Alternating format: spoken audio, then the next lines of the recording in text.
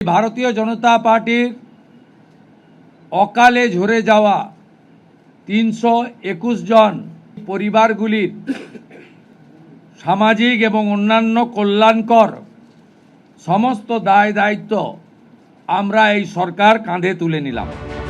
মন্ত্রিসভার প্রথম বৈঠকে সিদ্ধান্তে সিক্সার হাঁকিয়েছেন মুখ্যমন্ত্রী শুভেন্দু অধিকারী।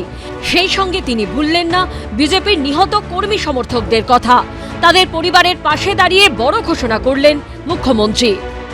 যাদের আত্মবলিদানের মধ্য দিয়ে বিজেপি সরকার প্রতিষ্ঠা হয়েছে, সেই ভারতীয় জনতা পার্টির অকালে ঝরে যাওয়া ৩২১ জন যারা আত্মবলিদান করেছেন তাদেরকে শ্রদ্ধার সঙ্গে স্মরণ করেছি, সমবেদনা জানিয়েছি।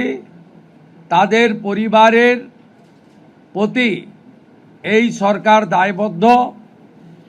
তারা যেমন হত্যার বিচারও আশা করেন তা আমরা দেব, সাথে সাথে এই পরিবারগুলির সামাজিক এবং অন্যান্য কল্যাণকর সমস্ত দায় দায়িত্ব আমরা এই সরকার কাঁধে তুলে নিলাম।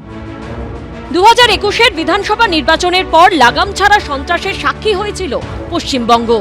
সেই নির্বাচনের ফল প্রকাশের পরে নন্দীগ্রামের চিল্লো গ্রামের বাসিন্দা দেবব্রত মাইতিকে মারধরের অভিযোগ ওঠে তৃণমূলের বিরুদ্ধে। 2021 সালের 13ই মে কলকাতার SSKM হাসপাতালে মৃত্যু হয় তার। মুখ্যমন্ত্রী শুভেন্দু অধিকারী সোমবারের ঘোষণায় আশার আলো দেখছেন নিহত বিজেপি কর্মীর স্ত্রী। 21 সালে যে আমার স্বামী মারা গেছে, ওদের শাস্তি হোক, দাদার কাছে এটাই চাইবো।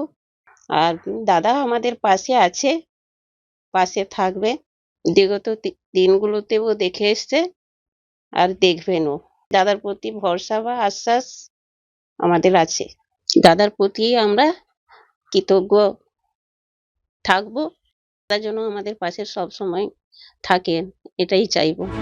2021-এর বিধানসভা নির্বাচনের ফল ঘোষণার দুদিন পর 4 মে পূর্ব বর্ধমানের কেতুগ্রামের বিজেপি কর্মী বলরাম মাঝিকে বেধড়ক মারধরের অভিযোগ উঠেছিল তৃণমূলের বিরুদ্ধে। পরের দিন 5ই মে বর্ধমানে নার্সিংহোমে মৃত্যু হয় বছর 20-র ওই বিজেপি কর্মীর। তার পরিবারও মুখ্যমন্ত্রীর পাশে থাকার আশ্বাসে খুশি। আজকে যে বিজেপি এসেছে তার জন্য আমরা খুব খুশি। শহীদ পরিবারে যে ঘোষণাটা করেছে, এই ঘোষণা শুনে আমরা খুব খুশি। তা আমার ভাইকে তৃণমূলের দুষ্কৃতীরা যে পিটিয়ে মেরেছে তাদের তাড়াতাড়ি যাতে শাস্তি হয় সেই ব্যবস্থা করেন, এবং তাদের শাস্তি হলে আমরা খুব খুশি হব। 2021-এর 5ই মে ভোট পরবর্তী হিংসায় খুন হন ঝাড়গ্রামের জাম্বনি মণ্ডলের বিজেপির কিষাণ মোর্চার সম্পাদক কিশোর মান্ডি।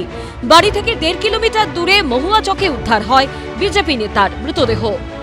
আমাদের পরিবার, আমার বৌমা, তাদের যেমন চাকরি দেওয়া হোক, আমার যে নাতনি তাকে ভালো স্কুলে সরকার থেকে যেমন পড়াশোনা করতে পারে। শনিবার ব্রিগেডে শপথ নিয়েছে পশ্চিমবঙ্গের প্রথম বিজেপি সরকার। সেদিনও এই শহীদ বেদির ভিডিও পোস্ট করেছিলেন প্রধানমন্ত্রী নরেন্দ্র মোদী এবং কেন্দ্রীয় স্বরাষ্ট্রমন্ত্রী অমিত শাহ।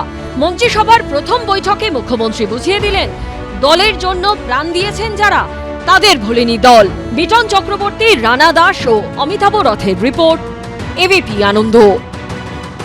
এবিপি আনন্দ, এগিয়ে থাকে, এগিয়ে রাখে।